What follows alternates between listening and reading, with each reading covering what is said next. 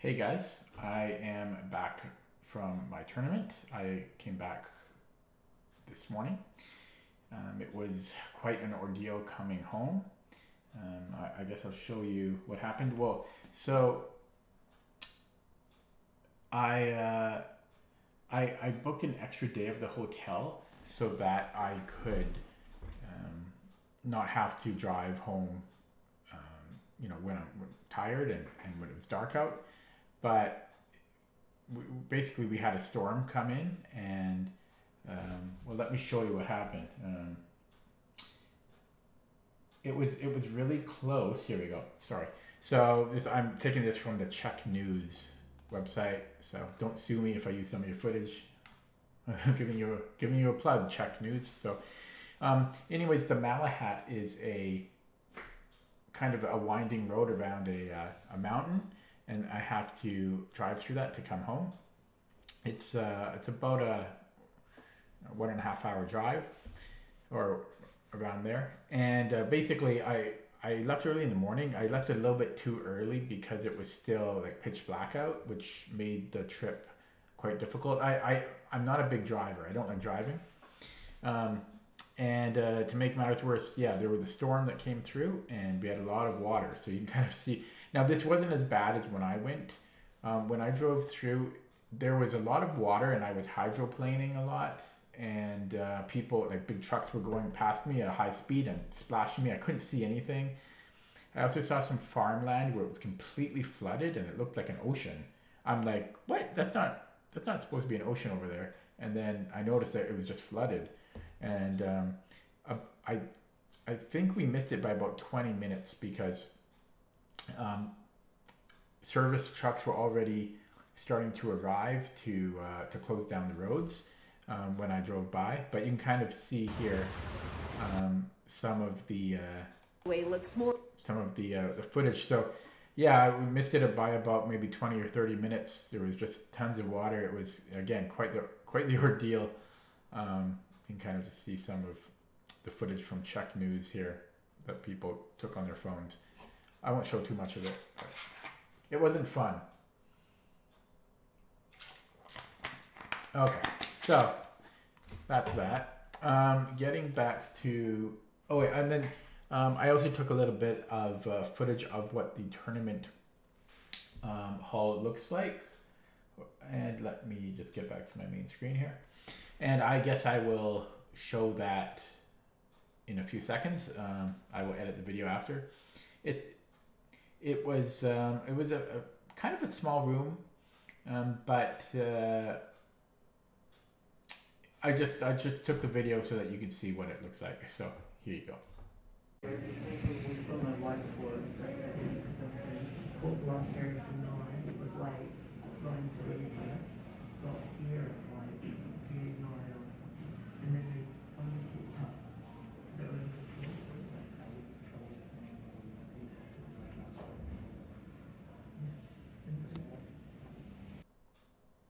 Okay. Um, so I have a little board here that I'm going to show the game on as well. See how it goes. Let me know what you think. I don't really think this is necessary though. I might not do this in the future for the other rounds because I don't really think you can see the 3D board better than the 2D board. But I thought it might get you in the mood because I also changed the orientation of the board so it's not like for me this is where my hands are, but I thought you could see from my point of view, and I thought that might be interesting. So my opponent, there was pairings the night before, and I knew who my opponent was the night before. Sorry about that. But all of my research, I couldn't find any information on him other than he was a USCF player. Um, there was only one game I found which didn't help because it was when he played white. Sorry, when he played black. So yeah, I didn't have any prep, which is it's okay. It means I don't have to spend time prepping. So sorry, I'm in the wrong screen here, wrong window. Okay, yeah. So my opponent was rated 1819. it's not his Canadian rating, but it was transferred over from his USCF rating.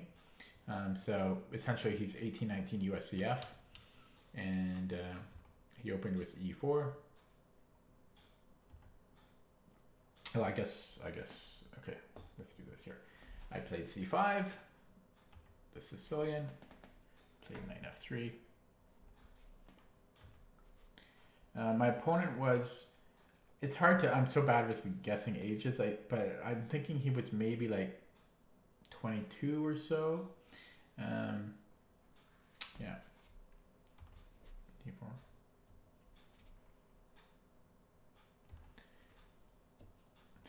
Something interesting about my opponent was that he. Oh, I have something else I have to say too. Is that he played very very slowly in the opening, which I'm not sure why, but he played really slowly. Since it was my first game back in 2 years, when I was recording the moves, I actually forgot to. Because you're actually allowed to record the clock time after you make your move, and I forgot to do that for like the first 7 moves or so, but then I did it later on. But yeah, he was playing quite slowly. Okay, so sorry, I'm trying to get used to this whole setup here. Okay, so it takes. What? I should get my phone out. Played here. It's really weird because again the orientation it's sideways for me. So okay. Whoops. Whose turn is it? That would be good to know. Okay. In A6 we have the Najdorf, and my opponent let out a small little sigh, like very inaudible, but. Oh yeah, I was going to tell you that story. Sorry, I should have said that. I should have said this at the beginning of the video, but too late now. As is typical for me, no matter how much I try, I have trouble sleeping at tournaments. Like I'm comfortable, it's quiet, no issues. It's just my anxiety, and excitement. So I woke up at 1 a.m. Okay, so like I slept 2 hours. Was it? Yeah, I think it was 1 a.m. I slept 2 hours, which is ridiculous. And to make matters worse, this tournament was a bit unusual because the first day is 3 rounds. So that's like 9 to 12 hours of tournament chess in a single day. And the fact that I woke up that I only had 2 hours sleep is ridiculous, and the 2 hours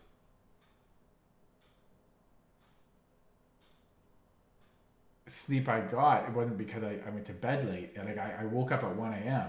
So it was brutal, and I knew that I was probably going to have a bad tournament just from this fact alone. But then again, it's rare for me to have a good sleep at tournaments, so I was kind of used to it. But it's just terrible. Having sleep is like the most important thing at a tournament. Okay, but this is important information that we'll talk about soon. Here my opponent played bishop e3, the English variation of the Najdorf, and I played e5. I should move the board first. And my opponent played knight b3. Still moving a little bit slow, but not. This one was pretty quickly. He played knight b3 here, and I played bishop e7. Bishop e6 is more common, but bishop e7 can also transpose. It doesn't really matter. I played bishop e7, and he thought here for a little while, probably because he's used to bishop e6, but then he played f3, realizing that he can't really punish bishop e7. And this is embarrassing. Okay, so this is what happened next is embarrassing. The Najdorf is my bread and butter. It's one of my best openings. I've played it for years. I mean, I play it Yeah, I mean, I I know it quite well. I know it very well. Okay, and at least for my rating. And I chalk this up to mainly being tired, like just completely like 2 hours of sleep. But honestly, it was also partly because of the 3D aspect. Playing online, um, also it's an automatic thing. Like online, I'm just playing this open instantly. I don't even think about it because I've played it a billion times. But on over the board, the 3D aspect it was messing with my head. And the move I played was fine, but it's a blunder in the sense that it's not what I normally play. And here I castled, um, which again is totally fine. But you know, bishop e6 is my repertoire move. So um, yeah, partly from over the board rust, making that mistake, and partly because I had no sleep. Okay.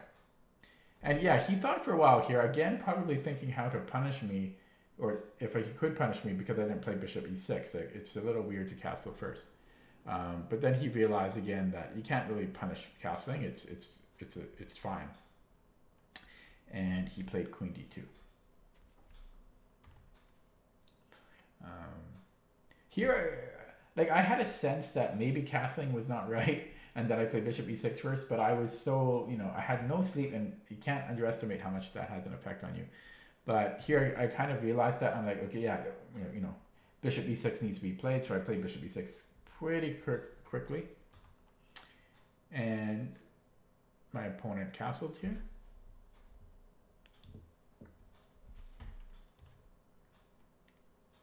And now we've transposed into the main tabia, so we are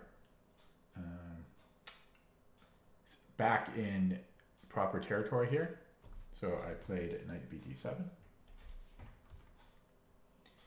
and he thought for a while here. Now I was expecting g4, preparing, proceeding with the English attack, and I was ready for that. But he surprised me when he played king b1, and I've seen king b1 before, but it's a pretty rare move, so I haven't seen it. I haven't played against it that often, and it was kind of annoying to see. I mean, I knew that it wasn't really the best move, but I knew that it was certainly playable and nothing wrong with it. But I haven't seen it in quite a while, and I didn't know.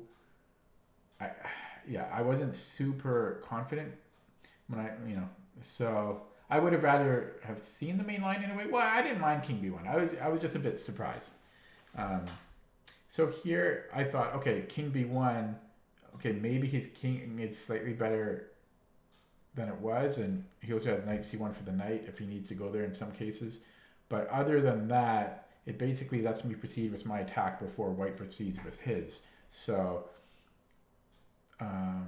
it's a purely kind of defensive move. So I proceeded with my attack, which is the best move and my repertoire move, b5. Here, I was still kind of thinking what my opponent might play, but I thought g4 for sure. There's nothing really else. I was looking at maybe he plays knight d5, and then we trade, and I play bishop f5 here. But I thought probably g4, and I was quite surprised when he played a3. Okay. Again, my opponent is 1819 USCF, which is, that's pretty high rated in my book. And I thought a3. Really, can you play a3? I thought that can't be good.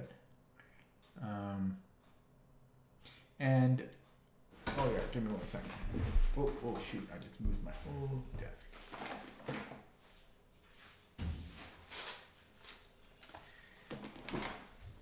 Okay, I've got my score sheets here, right? Now, oh yeah, so the time remaining. So at this point, I spent 20 minutes I spent 20 minutes. I should look at the camera, but the reason I'm looking off camera when I'm talking often is because that's where my second monitor is, and that's where I can see myself. And I don't know. I like to look at myself when I talk, I guess. I'll try to talk at the camera, but it's kind of hard. Okay. Yeah, but I spent 20 minutes on this move. And what I was thinking about here is I was thinking of sacrificing a pawn to give white triple pawns. So I was really considering b4. How do you do arrows in chess base? Let's see, the control? No, alt? No, that's what, ugh. Oh no, how do I get rid of, oh no, whoops. Oh no, how do I get rid of, okay, there we go, but arrow? There we go. I was thinking of b4, and then after a takes b4, to take on b3, so that he would have 3 b pawns. Oh, sorry, it's chess base is weird. How do I get rid of all that? Oh no. Oh, I think I just have to do this, which is really annoying. So I don't think I'm going to do arrows. I'll just say the notation. Oops. Yeah, so that was my plan, right? To go b4, a b, and he has to take, right? If I play b4, he has to take. Otherwise, he moves the knight, and then I take on a3, cracking him open. So that was my plan, and I'm not one to give up a pawn for, like, I'm very materialistic. So I was really considering that. In the end, I thought I might need a little bit more. My position might need more of a setup or preparation before I sack that pawn, so that I can attack better. Because he can defend, like, you know, my pieces are still kind of far away. So I ended up playing queen c7, which, if I recall, is fine. It's one of the engine's choices. So my plan was let me make my opponent move. So here he plays g4, proceeding with his attack. And yeah, and then on this move I spent 20 minutes previously. On this move I spent 8 more minutes. So that's 28 minutes for 2 moves. I mean, come on, that's half an hour for 2 moves. And here I played b4. And proceeding with my plan, I thought, okay, my queen is a little bit better placed here, and that I can activate my f rook, maybe pivot my other knight in. I have some better development, so I'm going to proceed with that plan. And boy, I feel so, like, am I maturing because I'm giving up a pawn for the sake of 3 triple pawns, or not 3 triple pawns, but for triple pawns. And this was a game-losing move. And in hindsight, I probably wouldn't play b4. Like, I chalk this up to being really tired and messed up, because yeah, it's, the thing is, normally in Night, I don't want to make this video too long, but normally in the Najdorf, like, you can actually give up like your A and B pawns as black, just to open things up so you can attack. But in this circumstance, white can defend here, and also white's attack is also looming. And even if white does get the triple pawns, which he will, the king can always just escape later on to c2. Like, if I double up on the a file, he can just escape to king c2 and be fine. So yeah, this, like, the evaluation with the engine, I think it was like +2.5 once I played b4. It's just game over. But at the time, this was all according to my plan. I thought I was still pretty good here, if not better. So, whoops. Okay, what am I missing here? Just here? Is that all I missed? Yeah. Okay. So yeah, my opponent thought here for, well, I can tell you how long he thought for. Well, no, he didn't think here. So he pretty much moved instantly. or within a few seconds. So he took, and yeah, I proceeded with my plan. Put these in here. And voila, we've got the update on here. We've got the triple pawns. So I mean, it looks good, right? It looks good, and but then the more you look at it, it's like, okay, but now what? And it looks like we can easily target this pawn, but how do we target that pawn? Like, do we do it with the queen? Do we bring in a rook? If so, probably we have to bring the f rook. Otherwise, this pawn is hanging. So it's suddenly it's a little bit confusing how we proceed.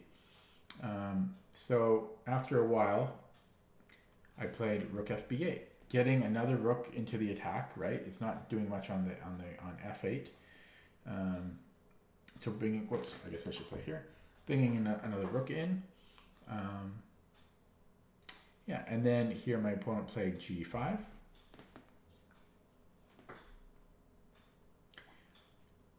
I basically have two choices here, and knight a5, I didn't like knight a5 because, I guess I'll just show it with the mouse, but knight a5, I thought,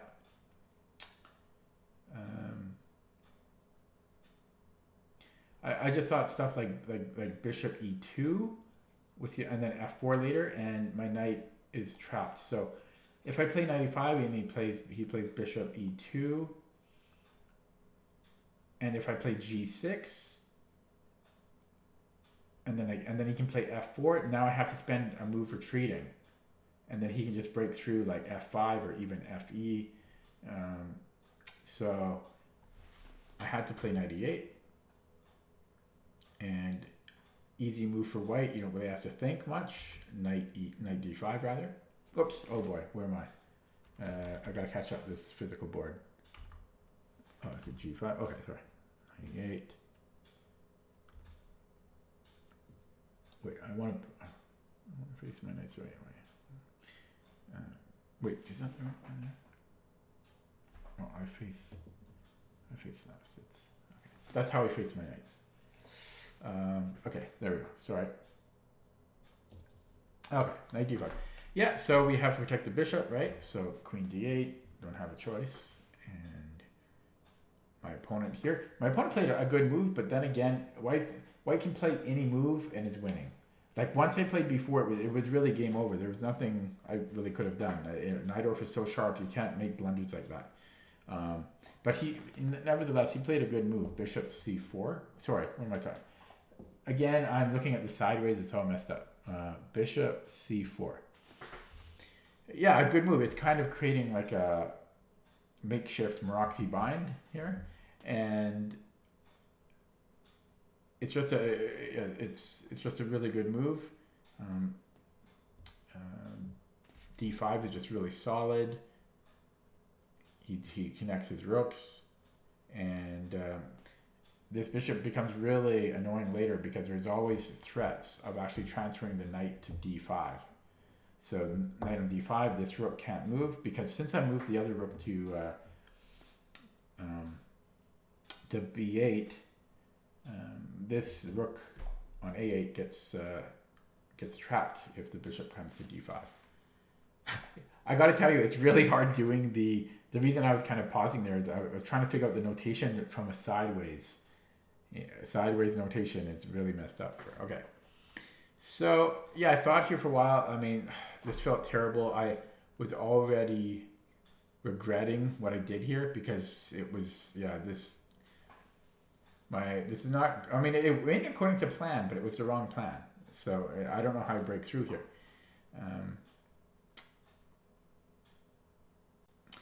I had to, the threat right now is he's threatening to take the bishop, and then if I take back, the queen can take my backwards pawn. So I didn't want him to take to open up this file, so I played bishop f8. He played h4. Again, white just can't go wrong. Like I handed my opponent the win, because any move he makes is going to be good because of what I did. So I played a5. I was just trying to crack open the position. I didn't have any good moves. There was nothing I really could have done better. So b takes a5. Rook takes a5. h5. Yeah. Knight c5. Same. The whole game is the same. There was not really anything. There was nothing I could have done, and every move just wins for white. So it was really a perfect storm. Takes. And then I lose in spectacular fashion, but it really didn't matter. Like, it's not like I didn't blunder. Every move again just wins for white. So, and this is how the game finished. It was pretty ugly. I played just a few moves out of inertia, and rook takes d8. And then here I resigned. Pretty terrible. After the game, my opponent wanted to analyze the game. I said, screw you. No, I said no thanks, because there's three rounds on the first day, as I mentioned earlier, and I wanted to eat and rest for the next round, because I only had maybe 45 minutes or so. So I feel bad when I decline that, because it might seem a little bit antisocial or rude, but again, when not only when you lose, but then also when your next round is coming up pretty quickly, I don't want to analyze. So yeah, that was the first game. What can I say? It happened. It's so really the whole game was because I played b4. If I just go back here, I'm not going to reset the 3D board, of course, but yeah, this whole getting the triple pawns, while good at first glance, like, come on, triple pawns. It's just, it can be defended. Like, even here, even if we target this pawn, white can always just move the knight, and the queen is defending here. And even if we doubled up on the a file, again, the king can just escape to c2. So that is not a move I want to make in the future. Probably I never will. It just doesn't work.